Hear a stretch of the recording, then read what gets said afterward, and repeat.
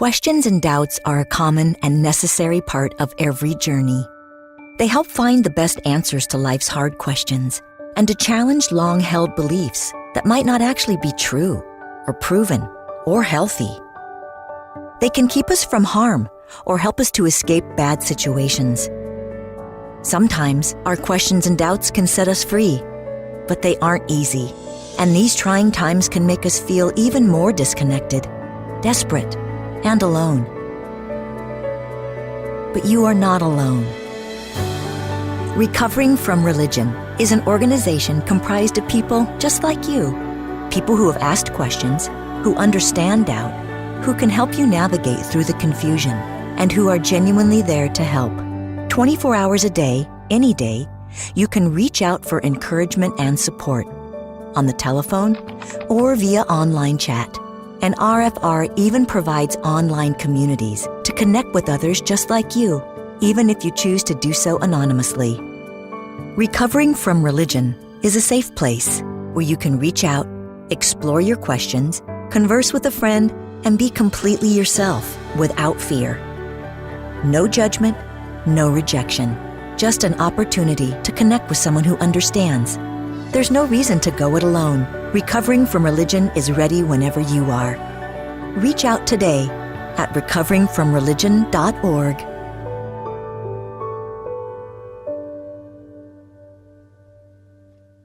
Welcome to RfRx Talks. I am Todd Yoder, the Helpline Director, your host, along with my good buddy Eric Wells, the Support Group Director. Eric, how are you doing today? I'm doing really good. I was kind of sick last week and I was a little bit worried, but I've recovered. I'm feeling great. I'm feeling happy. I'm ready to go. I'm pretty excited about today's topic too.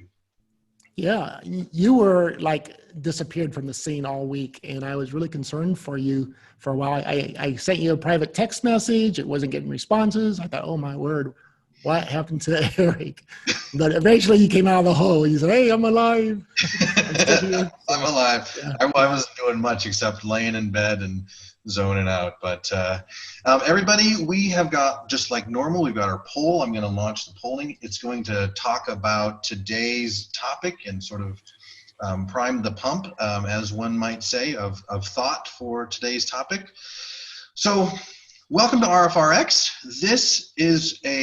These are sessions that we have every Monday night that we have guests and topics that cover things that are relevant to both the support groups and for the helpline community.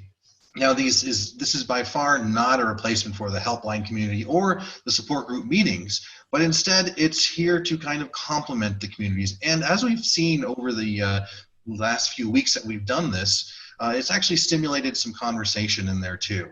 So our goal is to bring on experts to provide some good advice and some coping skills for the various topics that we discuss.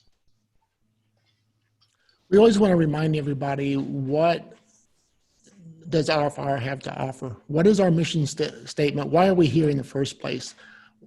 We want to offer hope, healing, and support to people who are struggling with issues of doubt and unbelief. And we want to talk just a little bit about those three things: hope, healing, and support. Eric, would you want to introduce the hope? Yeah, when it comes to RfR, for us, hope is where we share and we listen to personal stories and struggles of folks who are having their doubts in religion or coming out of religion or have come out from religion already. We want to keep in mind that we're all in this together.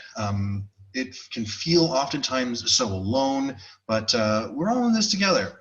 And where we share these stories is in our blog. You can check that out, and also our podcast.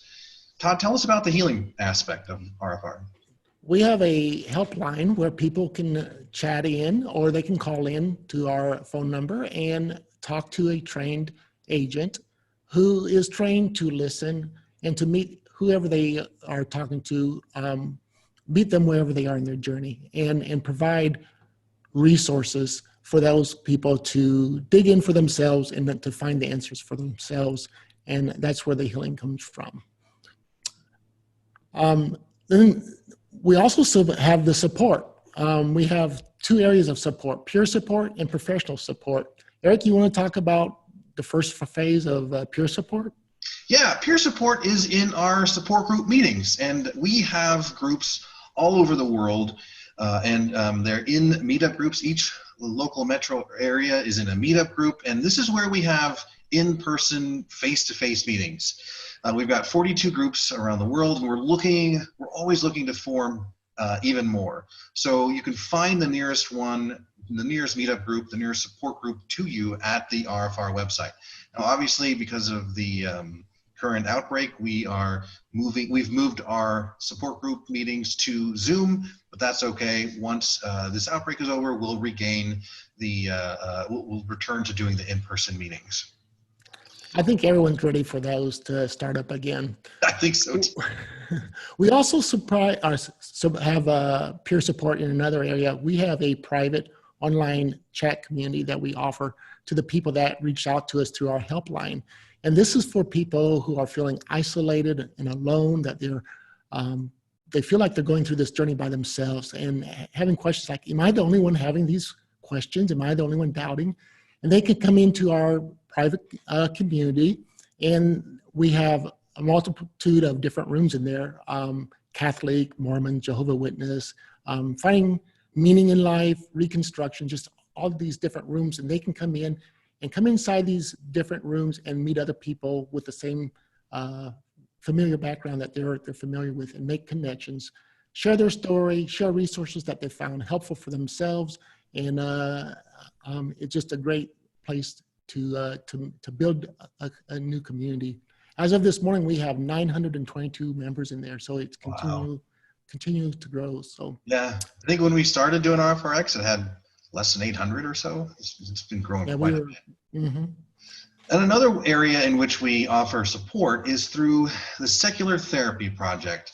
Now, everything we've been talking about before is peer support. These are support by folks like myself and like Todd, who are not trained professionally to provide counsel or advice.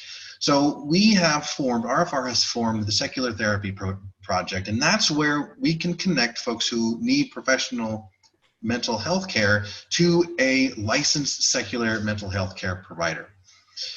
And we screen these folks, with 3 different criteria. I think I've held up 2 fingers. 3 different criteria. Appropriate licensing in their state or country. They also have to maintain a secular practice, so there's no proselytizing. And I can tell you from firsthand that walking into a therapist's office and 3 sessions later, realizing I wasted my money when they start to proselytize and tell me how much I need to pray or what Bible verse to go to, is incredibly irritating. And then the 3rd criteria is that they must have exclusive use of evidence-based treatments. And then we have one other part of RfR. Todd, you want to talk about volunteering? Oh, you bet. We are always looking for volunteers. And if you find yourself in a place where you think you can give back and help others that may have gone through the same type of journey that you've come through, or maybe you never went through that journey, but you just want to volunteer and help someone, we have a great platform for that. You will be trained, and whether it's taking chats or calls, or whether being a facilitator with one of our support groups, we want to encourage you to go to our website, go to the volunteer tab, and fill out the form and to get that process going. We're going to drop the link in the chat so you can see that and have a quick access to that. Yeah, I dropped 2 links in the chat, one to the resources tab on our page and another one to the volunteer tab that we were just talking about. Well, Todd, last week we had a really fantastic RfRx. I don't think we've had a bad one yet, have we? I kind of am tooting our own horn a little bit. Well, when we're good, I guess. I don't know. We talked about mixed secular and religious relationships. And what was interesting is that I got a lot more. I'm not in a mixed secular religious relationship, but I still got a ton out of it. And from the feedback that we've received, a lot of folks got a ton out of it too. Because looking back, the tips that we were kind of given by Rebecca were just great tips to handle any kind of conflict when it comes to relationships. One of the things that stuck with me the most, specifically to even dealing with people, is that the quote, like, people are more important than beliefs. You know, because I remember when I was first coming out of religion, and I realized that I was an atheist, but still brand new to it. A lot of the things that I discovered and the stuff that I was processing through, I kind of laid at the feet of my wife, and she didn't really need to have that. She didn't really need to have that burden at all, and she could care less about this topic. It's really was bugging me. So I kind of, looking back, and I went and apologized to her last week. Oh man, that's yeah. I couldn't agree with you more. I think we got more feedback on last week's talk from people than any other talk we've had. People saying exactly the same thing that you just said, that, well, I'm not in a mixed secular religious relationship, but I took away so many things from this conversation that I could apply to my life. You know, and I heard terms like being more considerate and mindful, accommodating, decent, compassionate, and overall, as Rebecca said so well, not being an asshole to my partner. So.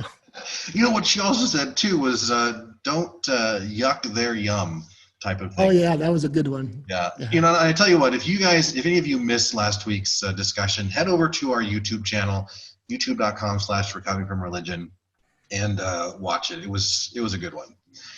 So we're about ready to get on with today's discussion, but I kind of wanted to share with you the meeting format. For the first hour or so will be the discussion between our two guests. And then after that, we will have a question and answer session for about 30 minutes. And so during the conversation, I strongly encourage you that if any questions come up, to type them in the chat, and then we will get them copied into a document and either ask them during the discussion or during this Q&A session. So any questions you got, please type them in the chat. And after that, we're going to hear from our executive director, our amazing, talented, intelligent executive director, Gail Jordan. And then following that, it's your time. We're going to open up all the lines. We're going to hang out with the guests for a little bit, and you guys can talk amongst yourselves. This seems to be a really popular part of the RfRx sessions too. All right, so Todd, you want to start introducing our guests? You bet. I will start off with Praia. Praia's preferred pronouns are she, her, hers. She is a licensed mental health counselor with credentials, alcohol and substance use counselor with experience providing individual psychotherapy, relationship counseling, and sex therapy. She is in the process of becoming a certified sex therapist with emphasis on the alternative relationships. She's being certified through ASCET, which is the American Association of Sexually Educators, Counselors, and Therapists. She holds a bachelor's degree in psychology and a master's degree in mental health counseling. And joining her, we also have Dr. Darrel Ray. He is the founder and president of Recovering from Religion. He has been a psychologist for over 30 years and is the author of 4 books, including The God Virus, How Religion Infects Our Lives and Culture, and, very apropos to the topic on hand today, Sex and God, How Religion Distorts Sexuality. Dr. Ray has been a student of religion for most of his life and holds a master's degree in religion, as well as a bachelor's degree in sociology and anthropology, with a doctorate in psychology. He has lectured around the world on sexuality and the myth of sex and porn addiction. Dr. Ray and Praia, thank you so much for being here. Welcome. Thank you. Good to be here, guys. Bear with me, I'm kind of nervous. All right. Hey, there's nothing to be nervous about. It's just sex. So, welcome everybody. My name is Praia, and I masturbate. So, this conversation, we're going to be talking on a couple of very interesting topics. As a intro, I want to make sure this does not feel like high school sex ed. Like, I don't want this to be me rambling on and boring everyone half to death. I want this to be more interactive. If you have any questions, any kind of comments, feel free to let us know in the chat. We are going to be talking on a few topics, but I am open to all sorts of flexibility when it comes to this thing. So I am super glad that this isn't high school sex ed. I tell you what, my sex ed was taught to me by my football coach, and he didn't know much about anything except football. So I probably got a poor sex ed, you know, and I imagine most of the folks that are here got pretty darn poor sex ed if they lived in the United States. Well, Eric, I got to say that your sex education was a lot better than mine because I didn't get none. It's something you didn't talk about. So. Mm-hmm. So that's part of what we're going to be kind of discussing today. We're going to be discussing a lot of maybe information that was given to us at a young age, and a lot of us still struggle with it today. Before we jump straight into it, I want to just take a quick moment to make sure everyone understood the topics that today we're going to be discussing. I don't want it to be heteronormative. I don't want it to be cisgendered focused. I want this to be as inclusive as humanly possible. So I'm going to try my best to use vocabulary that is inclusive. I want to make sure everyone understands what a sect is. So it's a professional association that they set the minimum standard for training in the field. So for example, I'm in the process of becoming fully certified as a sex therapist. I'm already a licensed psychotherapist. So if you are looking for a therapist that you would like to discuss topics of sexuality with, generally we recommend it to go to a sex site. And that way you can find someone that has received training in this topic and is not uncomfortable with it. Because unfortunately, oftentimes we go to therapists and we would love to discuss certain topics, but we may begin to, and we can kind of see that little moment of hesitation in the therapist themselves. And then we go, oh, okay, I can't talk about this with this person. And then that often leads to even more shame in a lot of people, even more silence, and just the stigma of a lot of beliefs it just perpetuates. So if you're looking for a therapist or a counselor who was certified through the AASECT, what credentials would we kind of look for after the name? Do they have any credentials after their name? So generally, anyone on ASEC, there's a directory where you would look. So someone on ASEC would generally already be a licensed therapist or either a marriage and family therapist or a mental health counselor, and you find, you can look it up by location and everything. So I always recommend that, just because like you were saying, sometimes you'll have that experience of you'll look for a therapist and they can't talk about certain things. And obviously, if you are looking for a secular sex therapist, it can sometimes be even more challenging. So I always recommend that to people from the beginning, just to avoid the headache and wasting your own time and going through that experience, which is amazingly uncomfortable. So I dropped a link in there for that directory in case anyone is looking for a therapist in those areas. So, yeah. Fabulous. Now, Doctor, all right.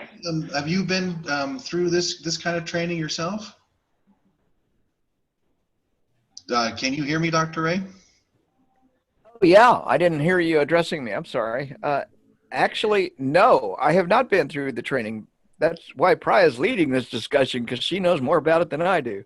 So keep it on there, Praia. I don't know anything about sex, Eric. I just know I masturbate, but maybe not as much as Praia does. I don't know. I am concerned, Praia, I am really concerned that in this COVID virus thing, that people are masturbating too much. So I'm very interested in finding out about what's the limits on, masturbating during a crisis, a pandemic. Oh, we're going to get to that in a minute. So before we begin, when it comes to therapy itself, we generally use a model that's called the PLISSIT model. That's PLISSIT. It stands for permission, limited information, specific suggestions, and intensive therapy. So we are going to be doing right now the first piece of it, which is permission. So I'm officially granting everyone in attendance here permission to ask these questions, permission to be curious, to whatever it is that you want to know, you officially have permission. And oftentimes, this model is very recommended because a lot of times people go to physicians, for example, like they may go to their primary care provider, and they aren't given that permission by their doctor to discuss these things. So, for example, a lot of doctors may ask you one question about your sexuality, maybe, if they do. Oftentimes they do not. They'll just kind of jump over that question and it just doesn't get asked. And I've heard cases of people with, for example, pain during sex, and it's been going on for years, untreated, because they either no one ever asked the question, they didn't feel comfortable enough to share it with their doctor, or they just assumed it was normal because they weren't given that sex education regarding what can be generally expected during sex. So I'm officially giving everyone permission to ask questions, be curious, and it's okay. You know, like, I'm here to answer whatever doubts you may have. So the first topic on the agenda is masturbation. So I, unfortunately, am not able to see the poll results. Hey, I'm not sure. Poll results. You ready? If you can, that would be lovely. Absolutely. The first question was, were you ever told that masturbation is a sin? And 57% of the folks said yes. 23% said no, and the remaining 21% weren't sure. Okay.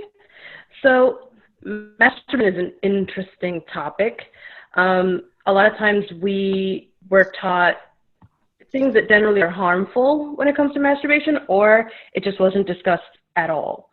I know a lot of people grew up with this idea that masturbation itself was evil, or it was sinful, or something to be ashamed of, something to be hidden away and never discussed ever. And then oftentimes that can reflect in relationships in sometimes damaging ways, because, like, for example, I don't know how many times I've heard the situation of, I have a partner who feels I should not be masturbating because now we are together, therefore they have no need to masturbate. I don't see how those two things cannot go together. You can have a happy, healthy relationship and have a happy, healthy sex life with yourself.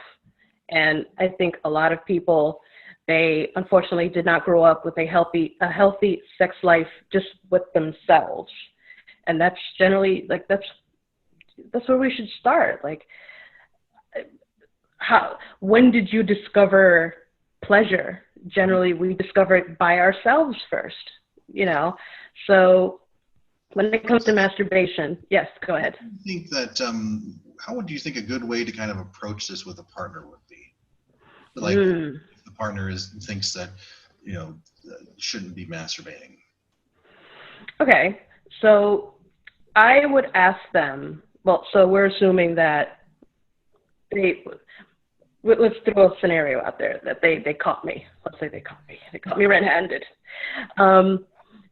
So it's about having that open, honest conversation of what is it that you believe about this. Like, when it comes to therapy, I utilize a lot of REBT, where we really go to the beliefs, because generally it's the belief around it that we need to work on. So, for example, RVP? REBT, Rational Emotive Behavior Therapy. Okay, REBT. So, for example, if in my mind, catching my partner masturbating, in my head, that means I'm not satisfying them. That means that I'm not good enough for them. That means that I'm boring them. Well, then yes, obviously, for me, this is a threat. This is bad. This is very bad. And I will most likely have a very bad reaction to it. And then I may, you know, start accusing them like, oh, you don't love me, you don't do all this. And oftentimes that's where it gets much bigger, much more complicated to work on. When you could just sit down and have a conversation about, these are this is something I do for me. I enjoy it. Some people, they use it for stress relief. Some people use it just to relax. Some people use it just because they do it because it's enjoyable. It feels good. And we have all the right to just feel good. And there's nothing wrong with that. So you can have that conversation with a partner and kind of throw it back to them. Like, what does it make you feel when I'm doing this? And ask them, like, well, it makes me feel threatened. It makes me feel insecure. It makes me feel like I don't know what's going on. I like to recommend invite them into the process if you want to. Some people, they really enjoy, shared masturbation time. You could do it next to each other. You could just observe. You could, if it is something that works for you as a couple or more than a couple, whatever relationship situation you're in. It really it's a very individual thing. Not everybody wants to share their masturbation process with their partner. Some people, they do like it to be like their own thing. Yeah. So it's about having that conversation. I'm sorry. One of the things I've heard people say is like, well, if you masturbate, then that means you don't want to have sex with your partner. Yeah, that's really common. And those two things have nothing to do with each other. Like, it is absolutely possible to have an amazing sex life with your partner and also have an amazing sex life with yourself. There's nothing wrong with that. And so you're saying that masturbating is, I guess I've never thought of it that way. Sex with yourself. Oh, so I feel like a 14-year-old now. Look, this is what my football coach did to me, for crying out loud. I never thought about that. Masturbating and having sex. Okay. All right. Carry on. I'm sorry. Yeah, like, I love asking people, like, where did you really start this process of figuring out your own sexuality? Like, of when did you first start to realize you felt aroused? How did that feel for you? Like, some people, it was a scary experience. For some people, it's really rewarding, and some people it's very exciting. So everyone's process is very different. It really, most of the time, it's influenced by what's going on around them, family, society, all these extras that are on the outside.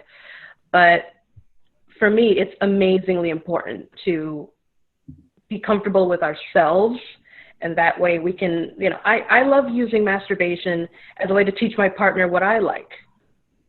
So that's another thing I encourage highly of, just have that moment of like, hey, give them like a tutorial, these are my genitals 101. This is what to do. This is what not to do.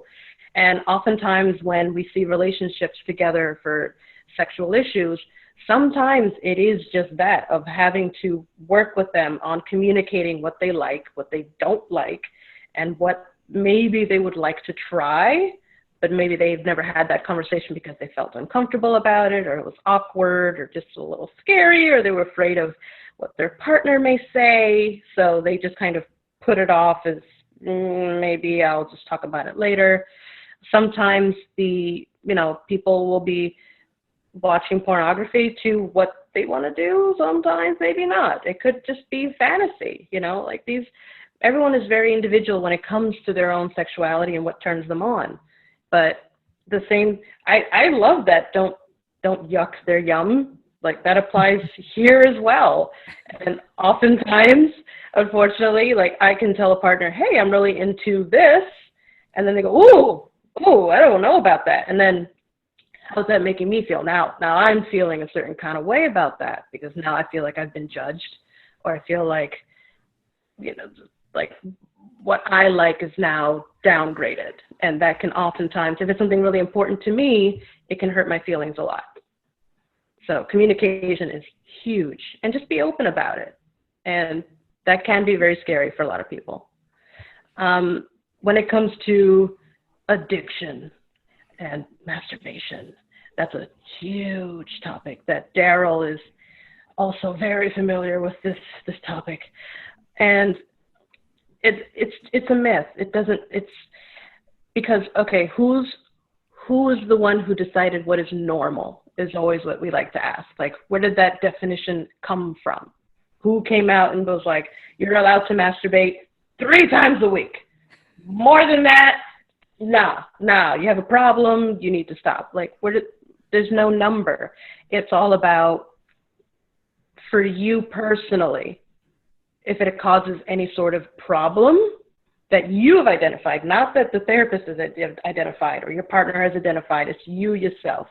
If you have decided, hey, I'm noticing an issue here, I'm masturbating, let's throw a number out there, 10 times a day, and it's causing some issues that I would like to maybe address, okay, cool. I'm not going to call it a sex addiction because it's not even recognized by like the boards, and it doesn't exist in any book per se. Like, if you can't diagnose someone with a sex addiction, it doesn't exist. But we can say that some people can self-identify of having problematic sexual behaviors, and I can say that maybe someone could use some assistance in terms of figuring out a way where they can still masturbate and still find pleasure and not negatively impact other parts of their lives. What kind of signs, like if I were to want to identify that in myself, or what kind of signs would I be looking for that it may be addictive, or I may be addicted to it? Well, generally, it's all about the negative consequences. My first question would be generally about how much time in a day you're dedicating to it. Some people have no problem literally separating a chunk of their day to that, which is cool. But some people, when it extends into a little bit longer of a period than they would like if they say, all right, an hour a day is cool with me, but I'm noticing I'm venturing into like the 3-4 hours a day territory, and I might want to like cut that down, that's something that we would talk about. Other types of signs might be bodily harm, even though that's not a go-to for every single person, because there are some people that enjoy a little bit of bodily harm. So we would have to kind of see, all right, is it that you're masturbating to the point where now you're causing a little bit of chafing and a little bit of irritation? And what ways can we work on that? Maybe we want to include using lube into the routine because, maybe the person doesn't want to go down in frequency, but they just don't want it to hurt so much. And then we will probably go, all right, let's try some lube out. But it's a very personal thing. Some people, their partner's reaction would also be something that they would take into account of if my partner is uncomfortable with it, or if they're going back and forth about it, then sometimes they would bring the partner in and we would have a conversation about how can we kind of bring this to a place where everyone's happy. Because I don't want people to kind of feel like they have to go into hiding about it, because it's not about that either. Like to hide it from their partner or something like that? Or... Yeah, like there's a big difference between privacy and secrecy. Mm-hmm. I don't see anything wrong with me and my alone time going and, masturbating by myself. I don't see anything wrong with that. I don't see that being a secret per se. But some partners, they feel like they have to hide when they masturbate because it just is received so negatively. So it does become something secretive. I really do like that distinction between privacy versus secrecy. Yeah, I like that. Thank you for making that distinction. I would jump in and say one little thing about underlining what Praia said about beliefs. If you listen carefully to what Praia is saying, it all is our behaviors in this area is hugely predicated on the beliefs we were taught. And so many of those beliefs came right out of religion and make us feel shame and guilt about our bodies, our body images. We're taught what we can and can't do with our bodies, and all those are underlying beliefs that need to be challenged, and challenged in a way that gives us permission to experiment and teaches our partners that we have a right we have a right to have a relationship with ourselves, and we will. I think we haven't really gotten there yet. I know Praia will. But it's kind of answer your question, Eric, about the couples thing. I have a right to have my own sexual relationship with myself. I also, if I want to have a positive sexual relationship with my partner, I need to reserve some of my energy for that partner. And that is one area that I think I've seen, and probably jump in here if you got something to add to that. But people masturbate to the point they don't have any energy for their partner, and that causes problems. And that it doesn't mean it means they need to probably reprioritize or relearn. And there's one other thing I've noticed, and I don't know if you've seen it probably, but I've seen people get out of religion and their masturbatory behavior actually goes down because they get over the shame and guilt that was driving so much of that behavior. Anyway, that's my 2 So cents. are you saying that people that are religious masturbate more than people who aren't? Oh yeah. I can confess to that myself. I don't know that it happens to everybody, but I have seen that clinically. Praia, have you seen anything like that? Well, it depends. You know, everyone is so different about it. But I feel like generally the way it's viewed can be very different. You know, it depends on whether you talk to someone, for example, let's say per se, a penis owner. I'm trying not to use the word male in this one per se, but let's say the way it's viewed by different genders can be different. I know a lot of men, we'll say self-identified men. Self-identified men, when they masturbate, it's seen as something shameful. And then women, it's almost like we're not taught about it at all. Like, I don't know, a lot of women I've spoken to, it just wasn't something discussed. It was like self-pleasure was just not even a thing. It was not allowed in some places, or just it wasn't seen as proper. So a lot of times we grow up with this vision of sex as just dirty. And unfortunately, a lot of times it's difficult to shake that point of view and our beliefs. Like you said, like what we believe about things shapes how we act and how we feel. So if I believe that every time I touch myself, I'm doing something that's evil and dirty, it's going to negatively affect how I feel about myself and how I feel about my relationships. I may not allow my partner to touch me in certain places because I don't feel he should or she should or they should, because that automatically makes them dirty as well. And then we're caught in this like spiral of self-hate in a lot of times.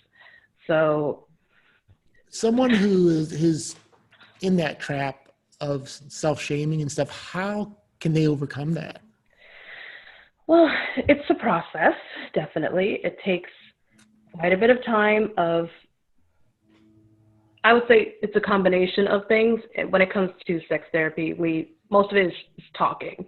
You know, like sex therapy, a lot of times people assume is, you know, me jumping into bed with people, and that's not what I do. So I would have a discussion with them, and we would talk about where these feelings came from, and we would actively work on basically disputing these beliefs. Like if I believe that an orgasm is evil, let's say that's my belief, and it's been there since I was a child, we would actively work on, but is it really true? What evidence do you have of this? Where did this come from? And over time, we can work on replacing that with something healthier, something that's beneficial to them, where they can reclaim the ability to have pleasure.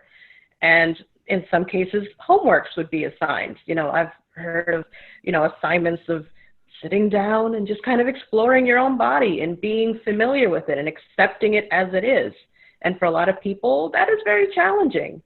I know many people don't spend a lot of time getting to know their bodies.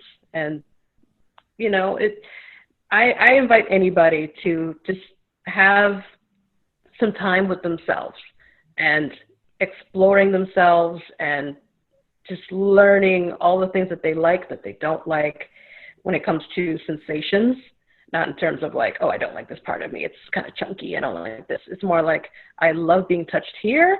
I'm not a big fan of being touched over here. And that way we can kind of, teach our partners that for later use. And the act of self-pleasure is just so much better. Like when you know all of your parts and how amazing they can feel, the act of masturbation just is so much better. So it can go back to what Dr. Hector Garcia talked about exposure therapy, exposing yourself to that, being making yourself get comfortable with touching yourself and feeling yourself and exploring yourself and your body, and it's okay. And so maybe you'll get more and more comfortable with that. Is that what you're saying? Yeah, it's you can't give every single person the same exact process of therapy, because there's always going to be some case that's going to be a little bit different. But generally, we would have a lot of conversations regarding that distorted way of thinking about things, and we would actively work on changing it to something that's healthier, and also do the homework assignments. And a lot of in sex therapy, we use a lot of like sensate focus, and just mindfulness can also be used in terms of like really being in the moment, because a lot of people, unfortunately, when they're in the act of doing anything sexual, they're in their heads. And we do a lot of like, we call it like spectatoring, where we kind of have like almost an out of body experience. We start going like, what do I have to do later? You know, what am I going to make for lunch? I don't know if I'm going to, and they just kind of like, they exit themselves in that moment. So oftentimes in therapy, we'll talk about that, and we find ways to kind of be in that moment and in your body so that you can fully experience it and enjoy it, hopefully. And for some people, it is difficult to enjoy it. It's a process. Some people either were taught not to enjoy it, or maybe due to some kind of trauma, it can be difficult to enjoy it. So that's something that's also worked on slowly and very calmly and over time. You don't rush into that kind of work. So I think we are reaching the part where we talk about marriage and relationships and partnerships. Well, and did we talk about women masturbating at all? I don't remember. I know it's not true now, but like an old that I've heard is that women don't masturbate at all. Well, they don't pee or poop either. Never fart. Never. It's funny. I was thinking the other day, like, how many times have we been shown women masturbating in movies and television? And I was really struggling to kind of think of a couple of good examples. And the only ones I thought of were either women during like some sort of mental crisis, mental breakdown, or women that were being portrayed in a very, very sexual way. Whereas when men were portrayed masturbating, it was generally seen as a joke, which I found very interesting. It's often used as a punchline, which I think of Sleepless in Seattle, where Meg Ryan kind of pretend masturbating pretend orgasm in the diner. And then the other joke one kind of that you were referring to was Something About Mary, Ben Stiller, and turns into hair gel. So it was just I had like a little moment of like, wow, like, why is it that in movies, masturbating is never seen as just something beautiful and something just that we all do, and it's just normal and it's healthy? Why does it always have to be a punchline, something that we joke about, or something that it's just seen as weird or funny, or like the crazy guy does it, like. So, oh yes, American Pie. Yes, that's a great one.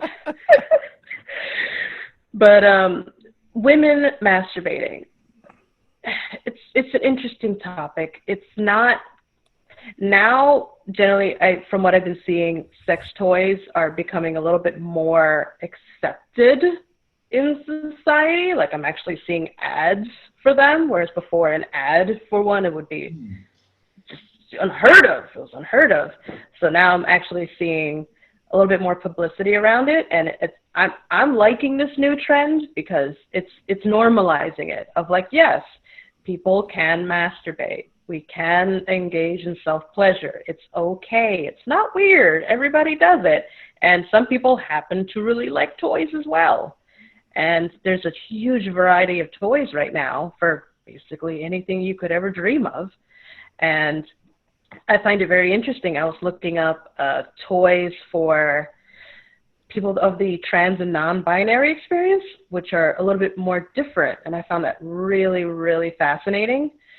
But when it comes to women, generally it'd be dildos is basically the go-to that people think of. And there's just so much more out there that we can experiment with. There's so much out there. I've also seen like more and more sex toy parties, I think. Ooh, yes. Like back in the day, we had the Tupperware parties. Yeah. So, yeah, sex toy parties are definitely a thing where people come with a lovely variety of shapes and sizes and functions, and it's fabulous. And, you know, everyone has their own preferences. Some people don't like anything even remotely phallic, and they go, oh, no, and they would rather just go for something smaller, a little petite. There's all sorts of toys that look like lipsticks, and, you know, it's just, there's anything you could imagine at this point is out there, which I think is great. For the kinky folk, especially, there's a huge variety of toys that you could possibly use, from simple blindfolds all the way up to really interesting stuff that maybe we can talk about another time, maybe later. Well, I gotta say that when my wife and I first came out of religion, we went to a sex toy shop one time, and it was our first time doing anything like this together, and we had a ball. We went in there, and it was really playful. The person waiting on us was delightful and very knowledgeable, and we were there for a long time and really enjoyed ourselves. It was fun.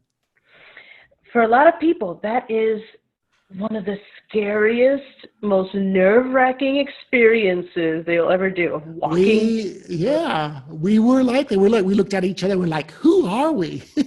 You know, but we were super nervous going in, but we did it. We got outside that comfort zone, and I think we both enjoyed it. It's interesting because for a lot of people, it's really scary in those first couple of minutes, and then once you walk in and you see that everyone is just so cool about it, everyone's so laid back. The people who work there are generally like the nicest, most helpful people you've ever met in your life, and everyone's just like, hey man, whatever floats your boat, you know, you do you and you have fun, and it's amazingly non-judgmental. I think sex shops are amazing tools that we can use to explore all sorts of things that we never even thought of. But when it comes to women and masturbation, you know, I think in general it should get more approval, but then that's my opinion for masturbation across the board. I think it just needs to be a little bit more vocal in terms of like, we can masturbate just for ourselves. It doesn't have to be for our partners. It doesn't have to be with our partners. If we want to, we can. You choose what you want to do when it comes to your own masturbation. Just have fun with it. Enjoy yourself is basically what I always recommend people. Whatever it is you enjoy doing. So something I like telling people is that just because your partner masturbates, it doesn't mean that it needs to create a distance between you and them. So if the act of your partner masturbating does create a distance, then that's when I would recommend you kind of sitting back and analyzing it a little bit and be like, okay, what do I believe is happening here? And that's where I would really encourage people to do a lot of exploration, because just because your partner masturbates does not mean they love you any less, does not mean they desire you any less, does not mean that you are not satisfying them in some way, shape, or form. It doesn't mean any of those things. But I encourage everyone to have that conversation with their partner or partners, because it's healthy. And sex is something that is so intimate for a lot of people that it really benefits from creating that trust and that communication. So how about we talk about monogamy?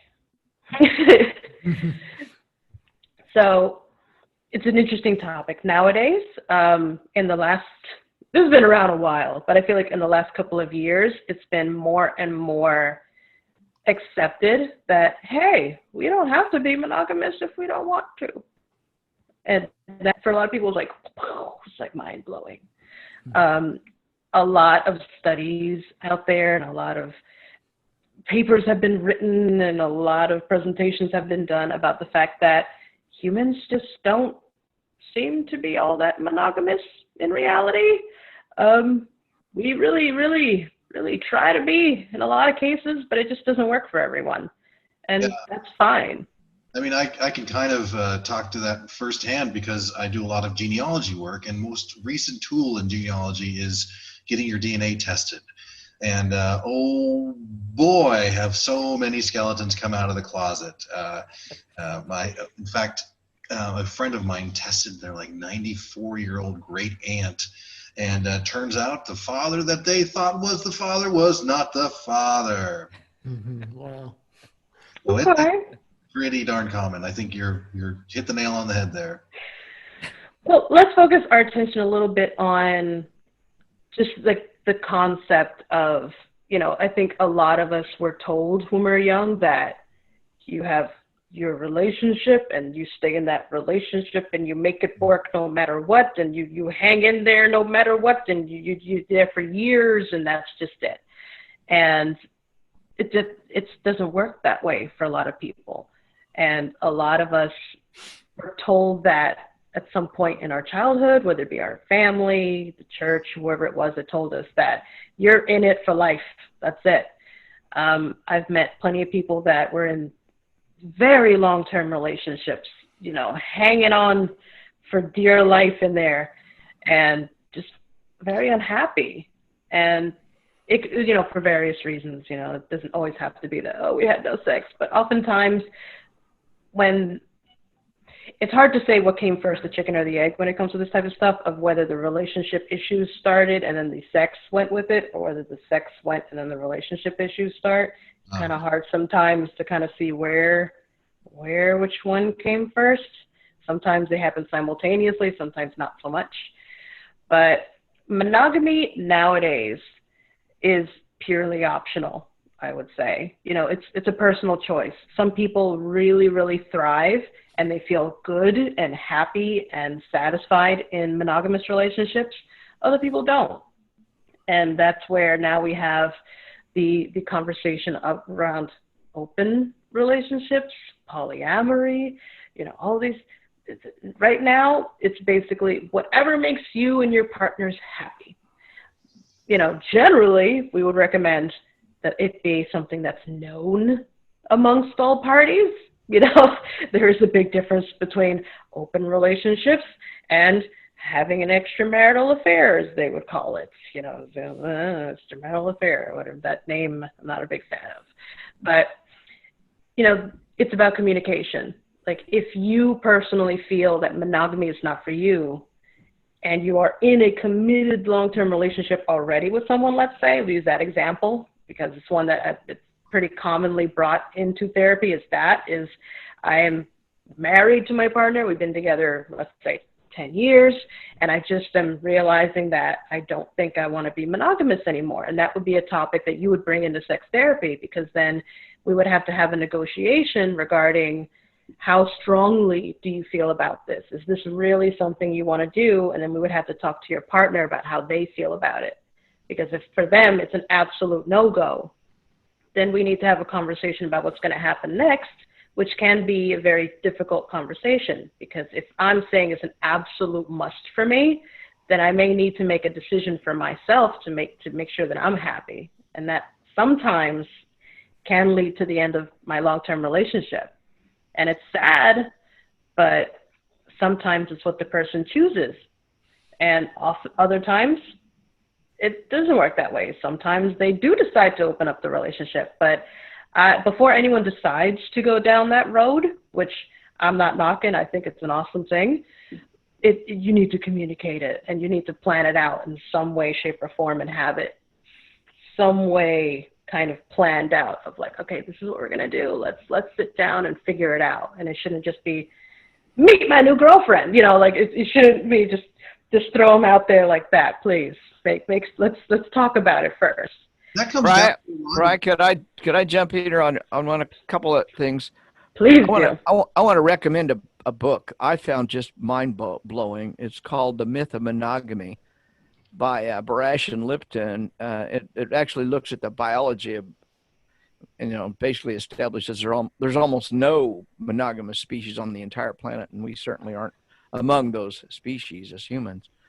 The second thing is I want to tag on what you said about alternative, non-monogamous relationships, because I've been non-monogamous for 22 years, and I would never go back to being monogamous.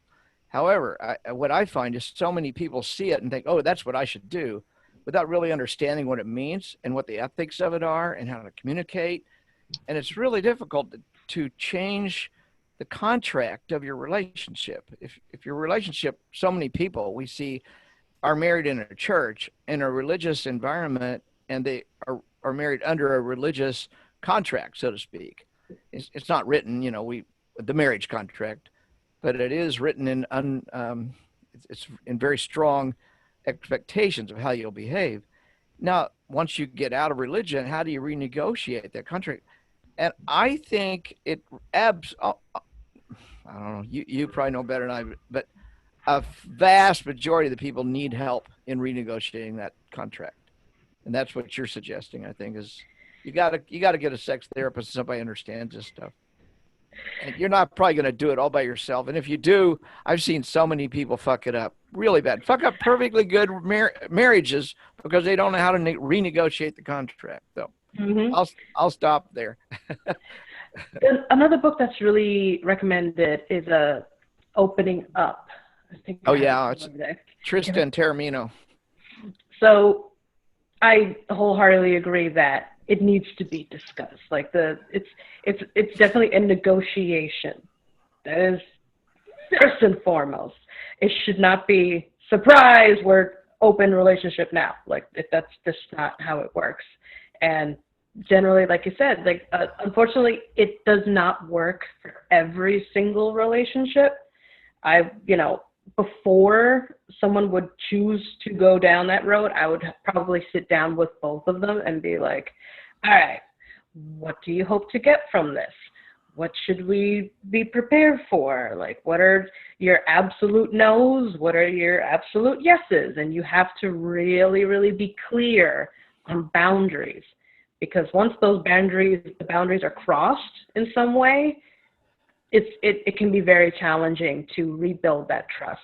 And when it comes to open relationships, ethical non-monogamy, poly relationships, there has to be such a strong trust, and it's got to be really strong, because some people, it can be difficult, emotionally, I would say, for a lot of people if they're not ready for that. So definitely discuss it. Don't do any surprise. No peekaboo, here's a new boy. Don't do that. Please don't do that. But what about maybe a lot of folks who are not in polyamorous relationships may view it as like a stigma, or as something to kind of something like gross or whatever. How would you kind of, as a person in a polyamorous relationship, how would one kind of work with the stigma when it comes up? Stigma from who? Are we talking family members? Let's say the conservative family members. Oh boy, that is a tricky one. Yeah. I've heard of a lot of couples that do decide to open that choose not to inform the family for a good chunk of time for that reason, and they introduce their new partner as more like a friend, but as a long-term recommendation, it doesn't work all that great. It really comes down to the recommendations of our past presentations of sitting and talking with your family and letting them know, look, this was really important for us. This is what makes us happy. We are in a really, really good place in our relationship right now, and we would like your support in this, but we understand if you feel uncomfortable about this. And just see what they have to say. There will be people that don't approve, and sometimes you may need to make some decisions when it comes to that and your relationship with those family members, which is unfortunate, but sometimes there are people that just do not approve in the slightest. They see it as just a terrible thing, and you shouldn't be doing this, and it's a sin, or it's just gross, and you can't make everybody happy, unfortunately, and that particularly applies to family members. Back to the issue of communication, I think no matter what style of relationship you want, whether it's an open relationship, a polyamorous relationship, monogamous, I don't care. You have to decide what works for you, and then you have to create a communication channel that works with your partner as well. And that's the key to all of this. And I don't know about you, Praia, but I've looked at books like Opening Up and The Ethical Slut, and I think I wish I could get my monogamous friends to read these books, because you fucking learn how to communicate with your partner. You have to learn how to communicate with your partner if you're in some kind of a non-traditional, non-monogamous relationship. But monogamous people don't know how to talk to their partner. They don't know how to renegotiate. They don't know how to talk about how much masturbation is or isn't in my life, and how much of it's my body and me, and how much of it's going to be our bodies together and all that. They just don't know how to do that. Mm-hmm. So even if you're choosing to be a monogamous, which I have nothing against, I'm not pro or con, I'm just neutral, you still need to learn these skills. And those skills are being taught in the poly community and in the fetish community. They are not being taught in the monogamous community. I know that. What's your view on that? Oh my God. The kink BDSM community is amazing at communicating exactly what they want and exactly what they do not want. They are the best. So I would love some sort of like workshop or something run by someone from the kink BDSM community on just communication in a relationship, because they would be able to tell you like all the do's and don'ts. They are absolutely amazing at it, because that's what they do. It's a constant communication of, I want this, I don't want this, this is a maybe, this is an absolute no, we can negotiate this one. That's what they do constantly. And in a relationship, that's so beneficial. Just like every once in a while, just like a check-in with your partner of, hey, how have you been feeling? What do you feel we can work on? What can we improve in this? What are you feeling really good about? What do you hope to achieve coming up? If we could all have that with our partners just on a regular basis, it'd be amazing. And this is just talking specifically about sex. Like, what do you hope to achieve? How are you doing? Just in general, when it comes to any sort of relationship, if we could just have that like shared vision of what we hope to have in our relationship moving forward, and then we can kind of throw sex in there too, of like, hey, is there anything you've been maybe wanting to try? I'd love that question. I think that's a fabulous question to ask a partner. Be like, hey, by any chance, is there something you've been curious about? See what they say. They may say something that completely blows your mind, and then you go like, no, not really. What about you? And you can be like, well, now that you ask, and then kind of like, and just like throw out a question, a suggestion there. But it can be differently. It's difficult to have that conversation with every single partner. There's some that can be a little bit more on the shy side about sexuality and not that communicative. So you kind of have to learn your partner's communication style. Some people are very open and they don't mind talking about things. Other people, you have to kind of gently and slowly go around the topic and then eventually get to it. Whew. Alrighty. Porn. Alrighty. Let me get comfy for this one, because this one we can skip that one since nobody watches porn in this group, I'm sure. Right? Never heard of it. So, porn. There's nothing wrong with porn. Let's just start there. That's a good way to just start that one. There's nothing wrong with porn.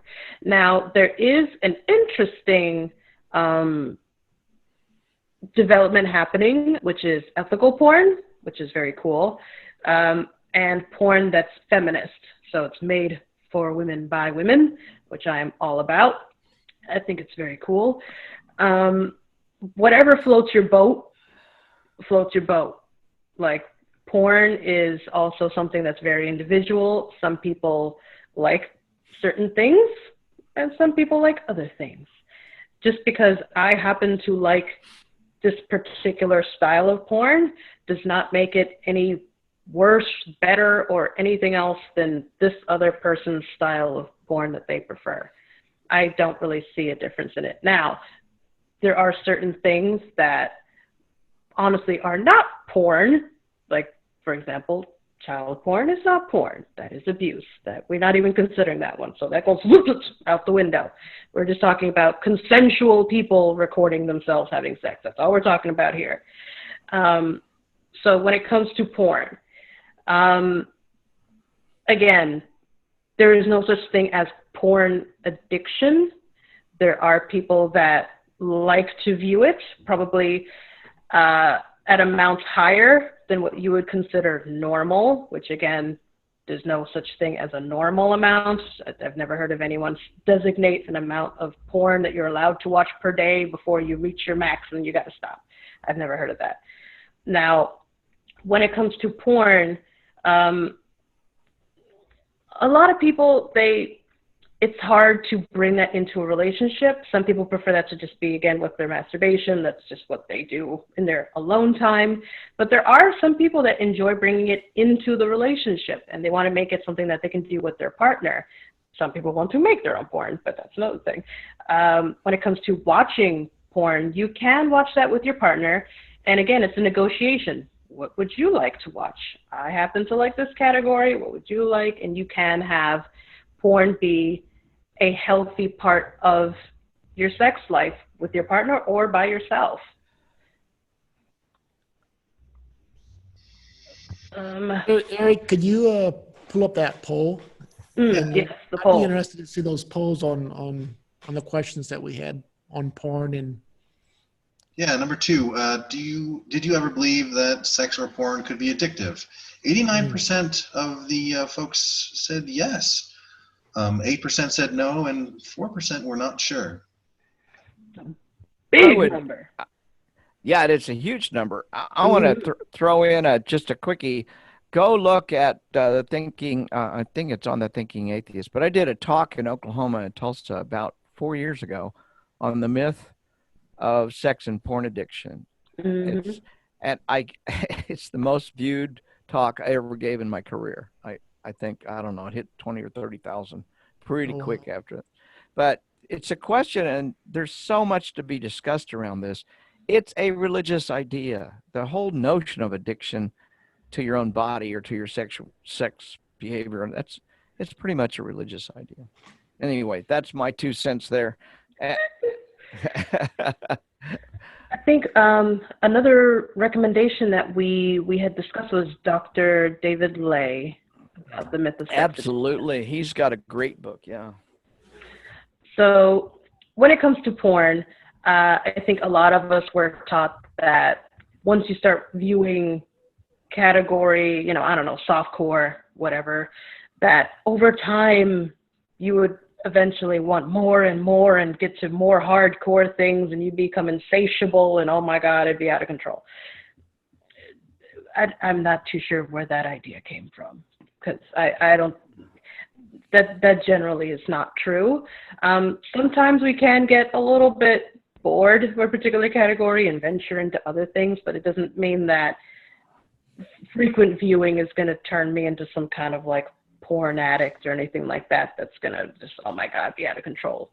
But oftentimes we are taught that porn is disgusting and it's, all these evil things and it's judged very harshly. Unfortunately, it also leads to people that work in that type of industry to also be judged, and it's just work. There's no reason to judge people for what they enjoy or nor what they decide to do with their lives. That's up to them. But unfortunately, it is often highly judged and stigmatized.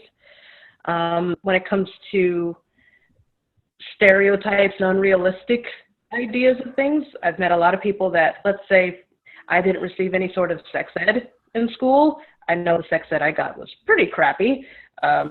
Just really basic stuff, just nothing. So let's say I just got 0 and I decided, let me just use porn to kind of figure out what to do. And that is a horrific choice. I would never recommend anyone to use that as their source of education. It's absolutely unrealistic. And it's very damaging to a lot of people that feel like this is an accurate depiction of what sex is like between people, because it is not. And oftentimes it can create a lot of unhealthy comparisons, both physically. I've had a lot of people tell me that they were comparing their genitalia and their bodies to these people and automatically feeling just inadequate or shamed because my parts don't look like their parts. And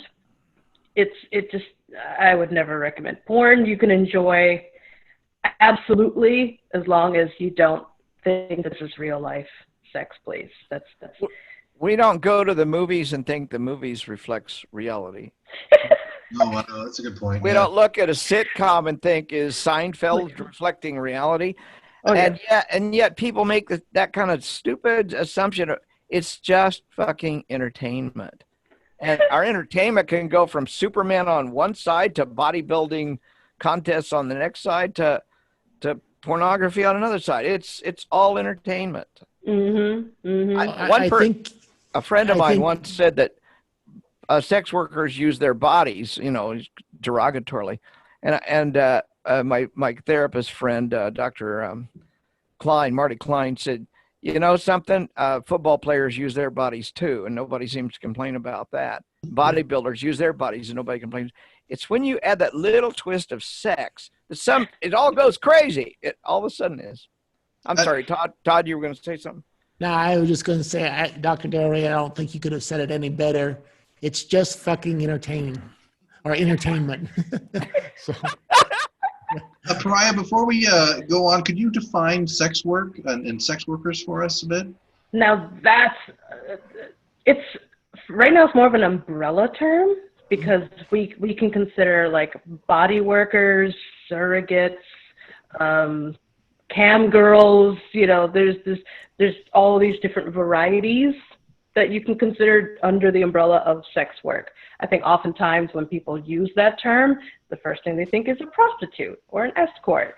And, there's all sorts of sex work that you can consider under there that can do a variety of things. Sex therapists are not sex workers, just in case. We are mental health professionals. Just throwing it out there. Nothing against sex workers, but sometimes I will get that question, and I'm like, no, I will talk about it, but that's about it. That's pretty much what I do. So you kind of talked about that porn is not a good place to start for folks who are coming out of the purity culture, the whole religious-based ideas and ideals that they have, and norms that they've set up.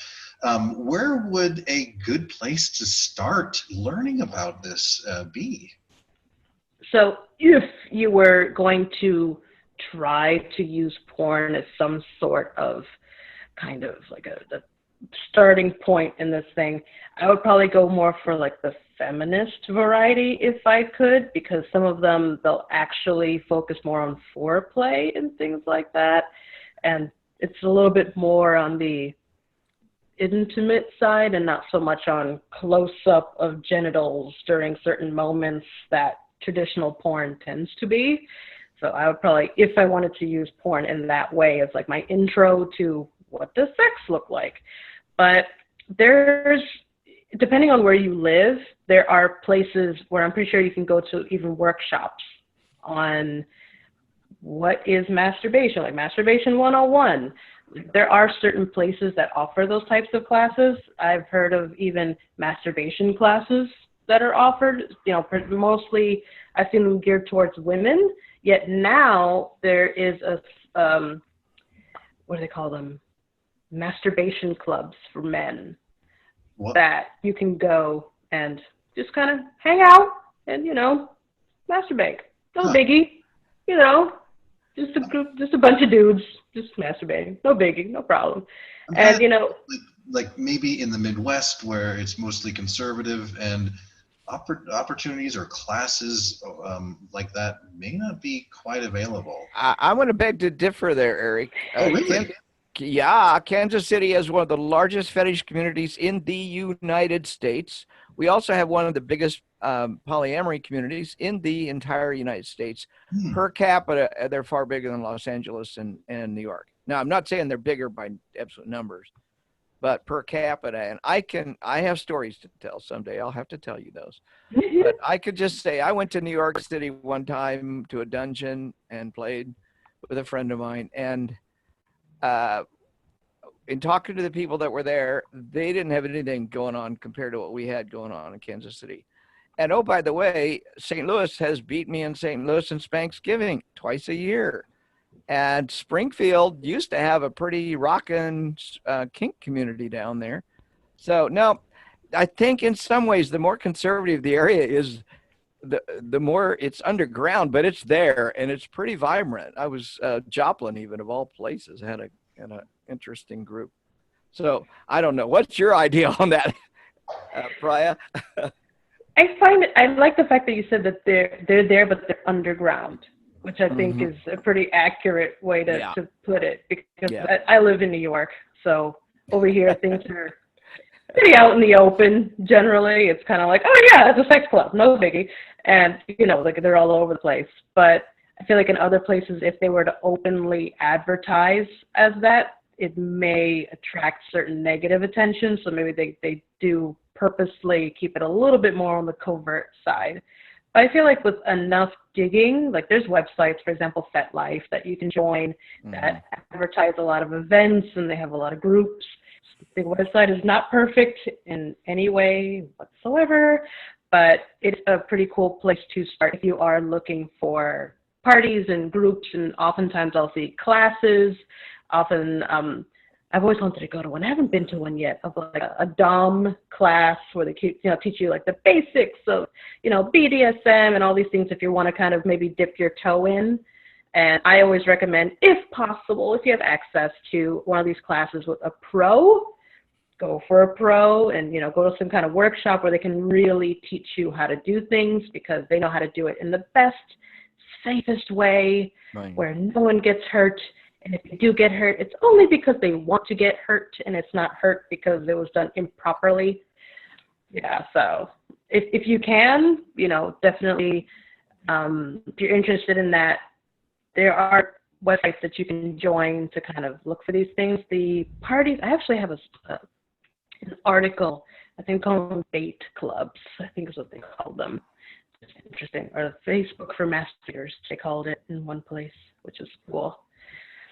If you ever go to a kink convention or a poly convention or any of those kind of, it's like going to any other convention. They have workshops, they have lectures, they have experts there, and you will learn from people who've been doing it for decades. And then in the evening, you get to go and do it yourself under the supervision of pros. So it's an amazing experience. The first time I went to a kink convention, I could hardly believe my eyes. There were like 600 people there. They had rented the entire hotel. They would not let anybody in that wasn't pre-registered and prepaid. And they had 2 policemen at the front, so nobody was coming in without having the right credentials. And the education, I learned all sorts of stuff. The education was phenomenal. And it was just a weekend, but it's all very carefully, it's very safe. They have dungeon masters. They have people around there that are responsible for making sure everybody behaves themselves, and they will enforce the rules in a heartbeat. You are safer inside that hotel than you probably are anywhere else at that particular time.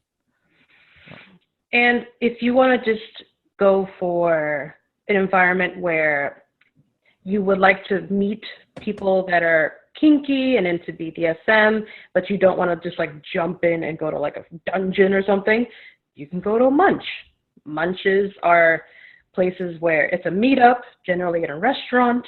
You just go and you hang out with people that happen to be kinky, and you just talk to them, and there's no one takes off their clothes, no one does anything. You're in a restaurant and you just get to socialize and get comfortable and maybe exchange contact information if you click with somebody or not. There's no obligation to, and you can have a nice time with people and learn things. And that's a really nice way to also kind of start your journey into kink if that's what you're into. Before we jump into the tips, I'm not sure if maybe this would be a good topic for a future talk, but when it comes to STDs and things like that, or STIs as they're more commonly known now, we kind of took out the D in it, now we keep it STI. I feel like maybe that would be a good topic to discuss, of the stigma around that. Certain STIs have just such a horrific stigma, and nowadays with the advances in medicine, and there's no reason to stick, there's just no reason. You can have an absolutely healthy, happy life. A healthy, happy sex life absolutely is possible now, you know, with any sort of diagnosis that you may have. Unfortunately, a lot of people feel that once they are diagnosed, life is over and that's it. Like they shut down and that's it. And I know from personal experience, that's not true. And there are so many amazing places where you can meet people in your same situation. And just because you have a particular diagnosis does not mean that you are not worthy of having love or worthy of having a happy, healthy sex life. So I don't know if maybe in a future talk we can kind of talk about that, but I think it was a kind of an important little mini side note to kind of throw in there just in case, because I know for a lot of people that I've talked to about that topic, they see it as a large barrier to having a happy relationship with someone, because the stigma of disclosing oftentimes leads them to not even try. When it comes to time, how are we looking, guys? We're running a little close to the line. Do you Okay. maybe have any tools or tips that you can kind of leave us with? We've got about 15 minutes before we head to the Q&A session. Okay, cool. So some of these we've kind of touched on a little bit. So the first tip I always encourage is one I mentioned of exploring your own body and coming to terms with it fully. For a lot of people, this is difficult. Some of us have a lot of, trauma when it comes to our own body, or we have a lot of misconceptions about certain things about our bodies. Oftentimes I have conversations with people of like, oh, I just don't like the way I look here, and I feel like someone's going to look at me a certain way, or they're going to judge me about this and this and this. So I always encourage step one is just to be comfortable with yourself, whether that be looking yourself in a mirror, using your hands, doing whatever it is that you feel comfortable doing to kind of really get a good feel for your own body and all of the wonderfulness that it can provide you. Give yourself permission to have a less than perfect sex life. I think a lot of times we beat ourselves up for not getting things perfect every single time. Like, for example, there may be times where you're having an amazing sexual experience and you do not orgasm. It just happens. It just happens. And a lot of people, we beat ourselves up for it. And we start wondering, oh my God, why and who, and is this going to happen next time? And we start creating this anxiety around it. And oftentimes the anxiety can lead to it happening more, because now we've got ourselves worked up. So it's okay to have those sessions that are not perfect. It's all right. We all go through it at one point or another. And it does not mean anything particular about you. Don't worry about it. If it does become something that is frequent, then that would be something that you may want to discuss with a sex therapist. You may want to discuss it with your doctor if it's something that's really, really concerning you. But I'd encourage everybody to kind of like take it a little easy when it comes to expectations.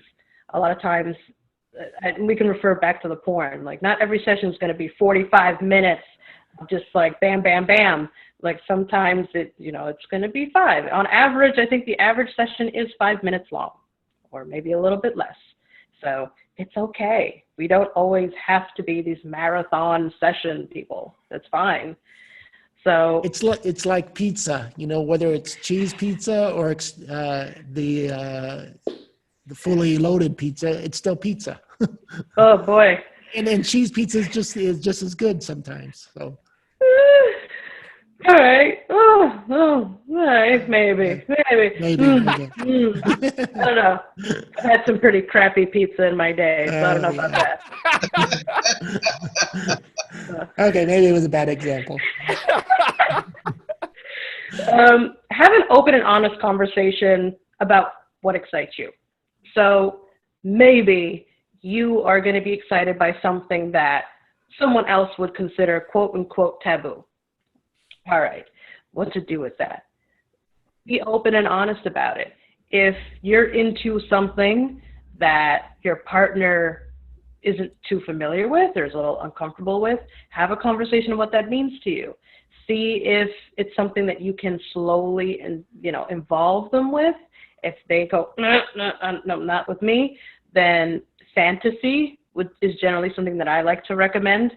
For me, there's absolutely nothing wrong with a huge library of fantasies. It's a fantasy. It's in your head. There's absolutely nothing wrong with things being in your head. Like, enjoy it. You can do anything you want as long as it's in your head.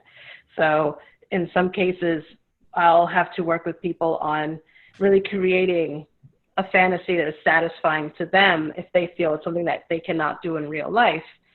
But if you do have a partner and something that you want to involve them with, then you might have to have that really open conversation about, look, I would like you to do this for me. And what do you feel about this? And what's your opinion about this? And then negotiation. That's where the negotiation comes into play.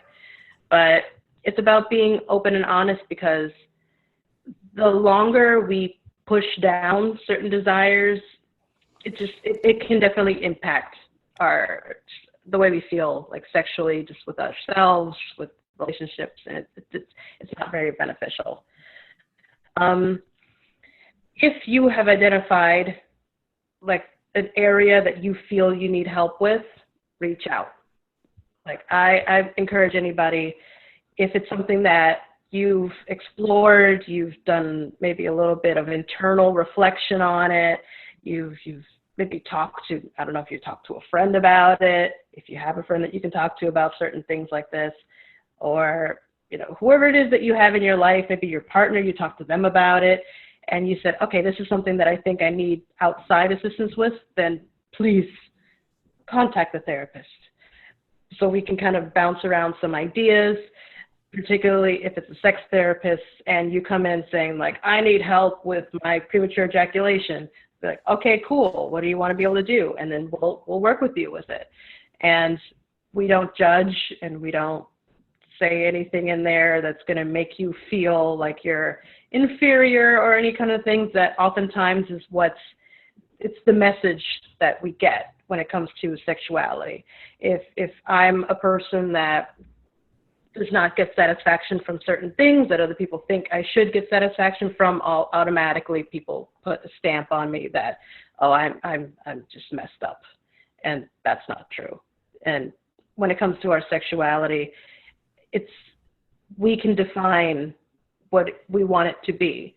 If for me to be happy sexually, I am happy with just doing whatever I want to do, and I don't want a serious relationship, and I just want to meet people and have fun and just kind of do my own thing, then that's fine. I'm not hurting anybody. Why is that such a problem? I don't understand. But unfortunately, we are given this message of what's expected of us, and it can be very difficult to break away from that. Last but not least, do your best to keep in mind that, and here we get a little bit existential, because right now we're dealing with a difficult time. A lot of people are going through some changes thanks to all this isolating and quarantining and all this fabulousness that's involved. So some of us are experiencing some changes when it comes to our sexuality. Maybe a little bit less here, a little bit more here. It's all over the place right now. So I encourage everyone to do your best to keep in mind, we don't know what's going on right now, and it's very difficult to,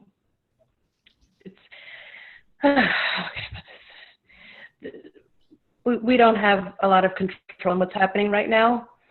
So I would encourage anybody to do your best to just kind of release the need to control things. When it comes to sex, a lot of times that need to control is still there, and it can lead to some issues, especially when it comes to, like, for example, with women or people that identify as women, it's hard for us to let go of control in some situations, which can lead to difficulty in reaching orgasm. So oftentimes we have to work a lot on the fact that you are letting go of control does not mean that you're out of control. And there's a big difference of that one. And right now we don't have a lot of control over what's happening. Do your best to stay calm, breathe, have pleasure. I'm encouraging everyone to experience pleasure in any way you can. If your way of experiencing pleasure is through your sexuality, and right now you are masturbating maybe a little bit more than normal, or whatever your normal is, or you're having sex with your partner a little bit more than you normally do, awesome. Don't worry about it. Don't judge it. Don't try to analyze it of like, oh, why am I doing this? Right now, we are going through a collective, immensely stressful experience. Odds are your sexuality is a little different at this particular moment. Don't worry about it. Don't judge it. Don't do any of this, okay? So with that, I think we're ready for question and answers. Are we ready to jump into this? Yes, we absolutely are. We've got some book recommendations for further exploring on the topic. I'm going to pop those into the chat. There's going to be some websites.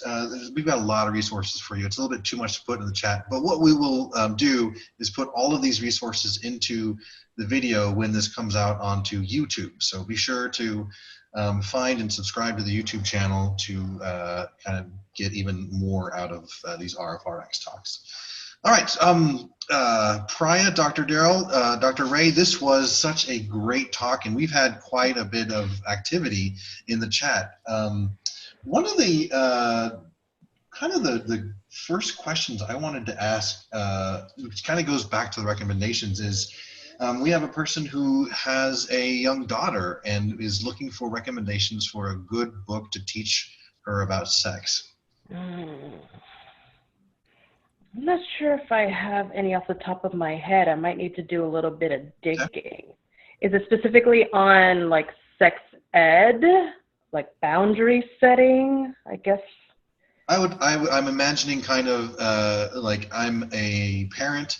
I've got a daughter growing up. Do you have a book that can kind of help be better than what she might be getting in school? Most things would be better than that. All right. Should we post that in the link for the video, you think? Yeah, I can put that into the YouTube. Absolutely. I used two books with my children written by, and I just drew a blank on the name. He was a student of Alfred Kinsey's. So the book was written in the 70s, so it's pretty old, 70s, 80s. And one of the books was called Sex and Girls. The other book is called Sex and Boys, and it's written directly for the child, at the child's level. And I bought and gave a copy to each of my kids when just before they turned adolescents. I don't remember exactly, but Is this by Peggy Orenstein? Peggy no, Orenstein? No, well, no, not the book I'm referring to. Okay, all right. But I recommend it cautiously because it's pretty old. However, I don't remember it being out of, I don't remember any inappropriate or bad information in it. I mean, after all, it was written by a student of Kinsey, so it's probably pretty accurate in most ways. But I'm sure I haven't been around that kind of literature in a long time. I'm sure there's better stuff and more recent stuff. Maybe probably can come. You know, in our resources under the secular parenting, there's actually a section in there for parents with articles and resources to help parents raise their kids without religion. And I will drop that link in the chat for people. And I think you can go in there and there's books in there. I'm not sure if it's on sex or not, but it might be a good resource for people. Maybe I can look up some books because I've been doing a little bit of research on also working with children that are of the trans and non-binary experience. So I've been looking up those. Maybe I can include those in there as well. We got another question here. Growing up in religion, I never really learned how to emotionally connect with my spouse during sex. How would I develop that? How would I work on that? I would probably work on some mindfulness when it comes to like emotionally connecting. That's a little bit complicated to really see. Like, first up, I would probably work with the person individually and kind of see what beliefs they have regarding sex. Like, is it that for some reason they were taught that it's something that's threatening? Is it something that, you know, can be is fear? Like, I would really work individually with the person first before really diving into assignments in the bedroom, because that sounds like it's something is kind of standing in the way when it comes to the intimacy could be. I would be very interested in kind of doing that first. And it may be that process of allowing that person to give themselves in that moment. I know a lot of people, they have difficulty with being vulnerable in that moment because it can be a very vulnerable moment for a lot of people, and it can be very threatening for a lot of people as well. So I would probably work first on that individually over time, get a little bit comfortable with it.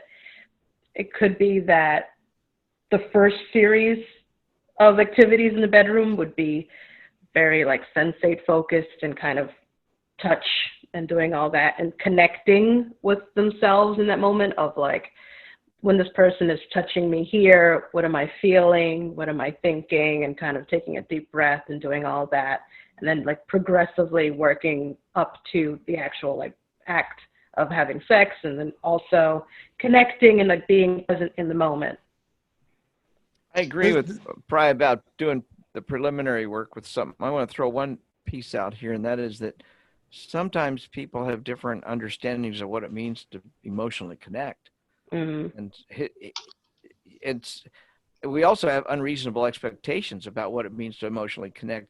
And some people have been raised with this notion that every time you have sex, it's got to be mind-blowing and so connecting, so meaningful and spiritual even. In fact, the Christians do that bullshit all the time. Sex should be spiritual. And so I had Sunday school teachers tell me, oh yeah, we have the greatest spiritual sex. And only to find out 30 years later, they hadn't had sex in 30 or 40 years. They were lying to me basically about so there's expectations of what sex is. And I think those underlying basic beliefs that Praia mentioned earlier have to be explored. And that's probably what Praia would do. I'm guessing Praia, if you were working with that individual, you'd want to explore, what does it mean to be emotionally connected? What were you taught? And we would examine, are those rational ideas or are they myths that you picked up from your culture or from your childhood religion? And oftentimes you have to go just the beginning of what do you consider sex? Because oftentimes even that definition can be like, oh, sex is just, you know, penetrative. And it's like, okay, well, what about oral sex? What about this? And what about masturbation? Are those considered sex to you? And oftentimes just their definitions is something that you can explore. And yeah, like for me, it boils down to our beliefs. And if I believe that the minute I make eye contact with my partner during the act of having sex, it means something that scares me, I'm not going to do it. And all of a sudden, I may create something in my head that says that, oh, I'm not connecting with this person emotionally. It means I don't love them. And now I'm creating a story. And it can be very scary. Something that is on the same type of topic, maybe could one of you all address maybe healthy ways to address sexual shame, especially to people that are maybe just freshly coming out of religion, were raised in the purity culture? I don't know, Darrel, if you have more experience with people that are fresh out of it. Well, that's why I wrote my book Sex and God, because I wanted to help people learn how to deal with the shame and the guilt cycle that comes out of religion. There's a lot of things that you could probably do, but I think the first is you just have to admit to yourself out loud that I feel shame around sexuality, and then start exploring that a little bit, giving yourself permission to explore it. It's impossible. I don't know who asked the question, but it's impossible for Praia or I, either one, to give somebody advice on how to start that process. But you have to first admit you've got it, that I have this incredible shame or guilt, and that is not based in reality. It's not based on a rational analysis of what bisexuality should be. Once you've done that, then you can move and find somebody to help you. Find a therapist that can help you, or even a good friend that's sex positive. Sometimes just talking about, you don't have to go to a therapist to talk about sex, but do talk to somebody who is sex positive and has some knowledge, and then read some of these books that we're recommending. There's so much out there. Like I said earlier, The Ethical Slut or Opening Up or More Than Two, any of these books are all excellent for forcing you to really challenge your upbringing and your belief structure, and that'll start getting at the shame. I've known people who said, I'm an atheist for 30 years and I still have trouble admitting I masturbate. Well, that tells me that they have not challenged themselves to address that shame and open it up, look at it, expose themselves to some new ways of thinking, try some things that, expand their behavioral patterns a little bit. I've had people tell me I watch porn every day and I would never admit it to my wife. Well, okay, but your wife, so that tells me something about the communication style in your marriage. So there's just a lot of things that we could work on. I won't go on any farther. Praia, do you have anything to add to that? Well, you reminded me of I think it was the last question on the poll of like, if you ever feel that you're being watched. And if I feel that there's a strong possibility that God is watching me as I masturbate every single time, odds are I'm not going to feel very comfortable about that. And it just doesn't make any sense to me. Like, of course, it's probably going to lead me to either not do it anymore, which can be very, very difficult for most people, or every single time I do it, I'm going to beat myself up. And I'm going to be like, oh my God, I failed again. I'm so terrible. I'm never going to get this right. I'm so sorry. And it can create a lot of unnecessary stress. Guilt and shame actually create more of the behavior that you supposedly don't want. I mean, we see that a lot of times. It's a driver of behavior. What are you going to say? We've got a few more questions, but we're running low on time here. Maybe we can put together a second kind of follow-up RfRx to this one, because we kind of tackled a huge topic here, and I think there's a lot more that we can explore. The last question is, and it's a little heartbreaking, but I think you can kind of point to a larger stigma too from the other end. I contracted herpes from my ex-husband, and I haven't been sexual for 2 years because of this. I'd like to date women, but feel tainted for life, and sex is something I don't think of because of the disclosure procedures around herpes. I'd like to be sexual with same-sex partner, but where would I start from? So I would definitely recommend, if you are open to going to therapy, it would be a good idea just to really work on, again, the stigma around STIs, which I mentioned it just makes no sense at this point. There's treatment for it. I know herpes gets so much stigma, and it's just a couple of, like, it's so completely manageable, and people treat it like you're a leper. And I know that from experience. And if dating is something that is stressful, there's several dating sites out there right now for people with STIs, because the stress of having to disclose is so strong that people prefer just not to do it at all. So they just either don't date or they choose to not disclose, which can often lead to a lot of extra anxiety. So there's a lot of dating sites out there right now for people with STIs where it just says it right there, diagnosed with this, no biggie. And it just eliminates completely the stress of having to disclose, and it makes it so much easier. There's also some interesting statistics that maybe upwards to 22% of the people actually have herpes 2, and maybe 60 or 70% have herpes 1. And oh, by the way, the testing is a very difficult time telling between the two. So I don't know. What's your thoughts on that, Praia? I love asking people when's the last time they were actually tested for herpes, because odds are they never have been, because most doctors never do, because almost everyone has some form of it. And most people are asymptomatic. They never show any sort of symptoms. Right. So they could live their lives and just not even know. So some people do show symptoms, and that's generally where they would test you, and then you would come up, okay, you have it, and they may prescribe you some medication. But most people would never get tested for it. The doctors, I've spoken to several that have told me they choose not to not cause unnecessary anxiety in people, because it's just something that almost everyone has. So a lot of people, they would prefer almost to have lived in kind of like blissful ignorance that they even had it from the beginning. So STIs are completely manageable, and especially herpes. Like it just, between herpes and HIV, oh my God, they're so manageable, and you can have such a happy life, and you don't need to hide yourself or feel like you are unworthy of having any sort of happy relationship. You absolutely do. So I would definitely encourage you to reach out to someone to talk to really work on that shame, and then get out there when you're ready.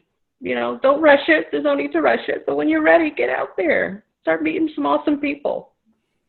Awesome. Guys, thank you so much. Praia, Dr. Ray, thank you so much for coming today. I think this was, I know for me personally, it was awfully helpful. And I really appreciate the time that you've taken to share your knowledge with us. Thank you. Reach out today at recoveringfromreligion.org.